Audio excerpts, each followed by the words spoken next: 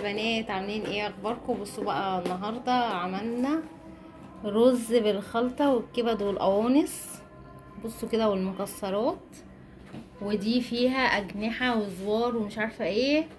عملناها ايه كده توم، بصل، فلفل الوان، شويه بهاراتك بقى وظبطي نفسك. ودي من بهارات اللي هي الكبسه، ومعاها طماطم، مايونيز، كاتشب. وعملتها في الرز كده. بس والتوابل اللي انتي بتحبيها.